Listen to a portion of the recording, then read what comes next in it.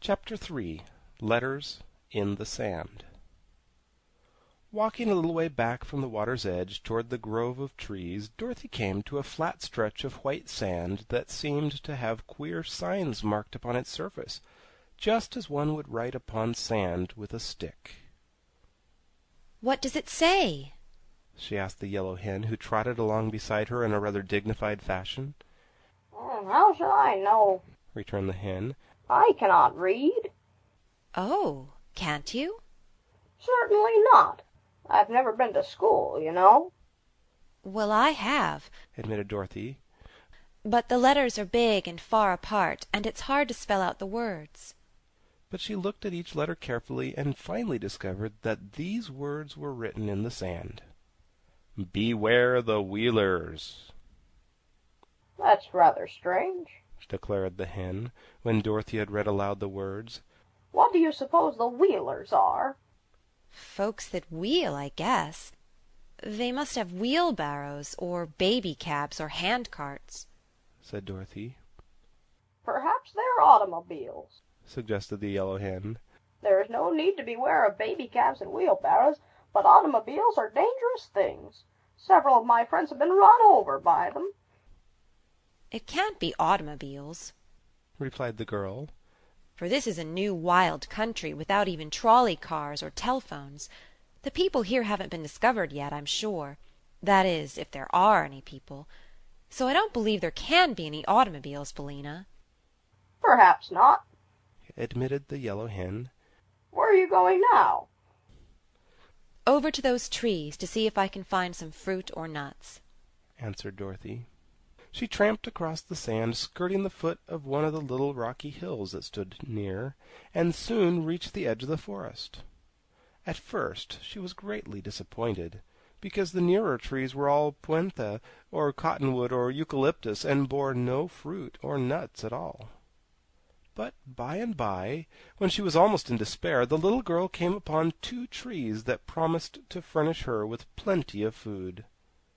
One was quite full of square paper boxes, which grew in clusters on all the limbs, and upon the biggest and ripest boxes the word lunch could be read in neat raised letters. This tree seemed to bear all the year around, for there were lunch-box blossoms on some of the branches, and on others tiny little lunch-boxes that were as yet quite green, and evidently not fit to eat until they had grown bigger. The leaves of this tree were all paper napkins, and it presented a very pleasing appearance to the hungry little girl.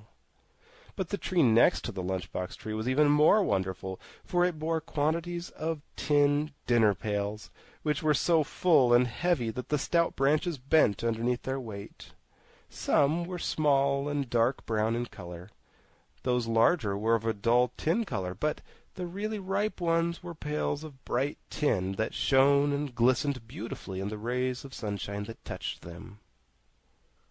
Dorothy was delighted, and even the yellow hen acknowledged that she was surprised. The little girl stood on tiptoe and picked one of the nicest and biggest lunch-boxes, and then she sat down on the ground and eagerly opened it. Inside she found, nicely wrapped in white papers, a ham sandwich, a piece of sponge cake, a pickle, a slice of new cheese, and an apple. Each thing had a separate stem, and so had to be picked off the side of the box, but Dorothy found them all to be delicious, and she ate every bit of luncheon in the box before she had finished. "A lunch isn't exactly breakfast," she said to Billina, who sat beside her curiously watching. "but when one is hungry one can eat even supper in the morning and not complain." "I hope your lunch box was perfectly ripe," observed the yellow hen in an anxious tone. "So much sickness is caused by eating green things." "Oh, I'm sure it was ripe." declared Dorothy. "All, that is, except the pickle, and a pickle just has to be green, Billina.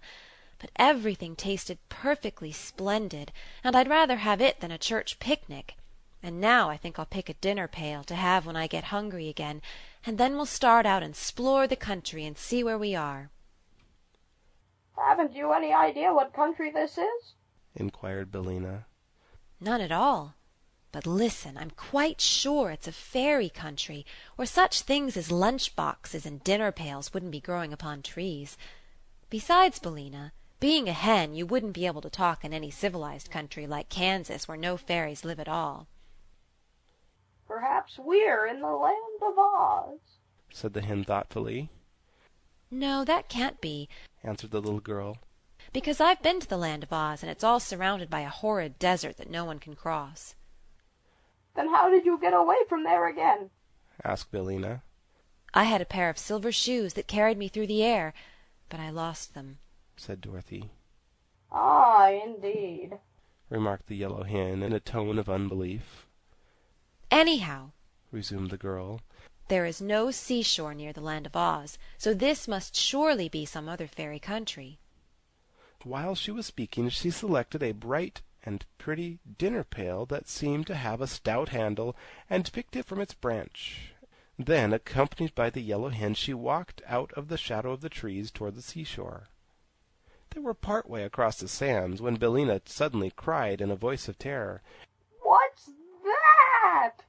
Dorothy turned quickly around and saw coming out of a path that led from between the trees the most peculiar person her eyes had ever beheld. It had the form of a man, except that it walked, or rather rolled, upon all fours, and its legs were the same length as its arms, giving them the appearance of the forelegs of a beast. Yet it was no beast that Dorothy had ever discovered, for the person was clothed most gorgeously in embroidered garments of many colors, and wore a straw hat perched jauntily upon the side of its head. But it differed from human beings in this respect, that instead of hands and feet, there grew at the end of its arms and legs round wheels, and by means of these wheels it rolled very swiftly over the level ground. Afterward Dorothy found that these odd wheels were of the same hard substance that our fingernails and toenails are composed of, and she also learned that creatures of this strange race were born in this queer fashion. But when our little girl first caught sight of the first individual of a race that was destined to cause her a lot of trouble, she had an idea that the brilliantly clothed personage was on roller skates, which were attached to his hands as well as his feet. "Run!" screamed the yellow hen, fluttering away in great fright. "It's a wheeler!" A wheeler? exclaimed Dorothy. What can that be? Don't you remember the warning in the sand? Beware the wheelers! Run, I tell you! Run! So Dorothy ran, and the wheeler gave a sharp, wild cry and came after her in full chase. Looking over her shoulder as she ran, the girl now saw a great procession of wheelers emerging from the forest, dozens and dozens of them, all clad in splendid, tight-fitting garments, and all rolling swiftly toward her and uttering their wild, strange cries. "They're sure to catch us!" panted the girl, who was still carrying the heavy dinner pail she had picked up. "I can't run much farther, Billina." Climb up this hill, quick! said the hen, and Dorothy found she was very near to the heap of loose and jagged rocks they had passed on their way to the forest.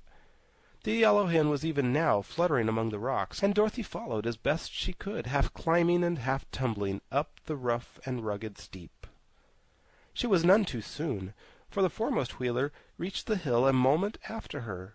But while the girl scrambled up the rocks, the creature stopped short with howls of rage and disappointment. Dorothy now heard the yellow hen laughing in her cackling henny way. "Don't hurry, my dear," cried Billina. "they can't follow us among these rocks, so we're safe enough now." Dorothy stopped at once and sat down upon a broad boulder, for she was all out of breath.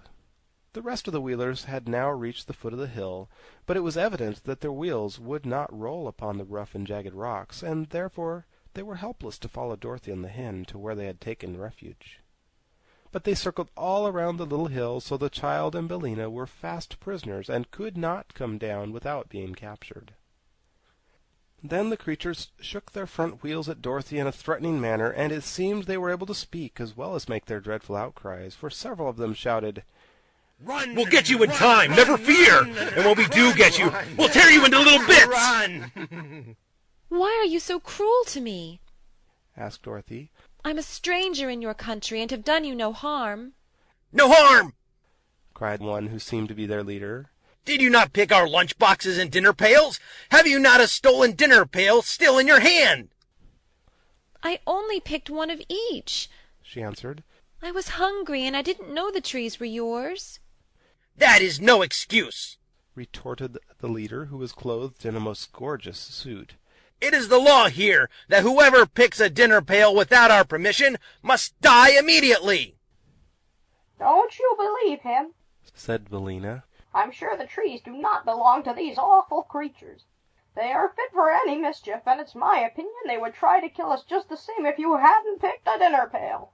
I think so, too, agreed Dorothy. But what shall we do now? Stay where we are, advised the Yellow Hen. We are safe from the Wheelers until we starve to death anyhow, and before that time comes a good many things can happen. End chapter 3.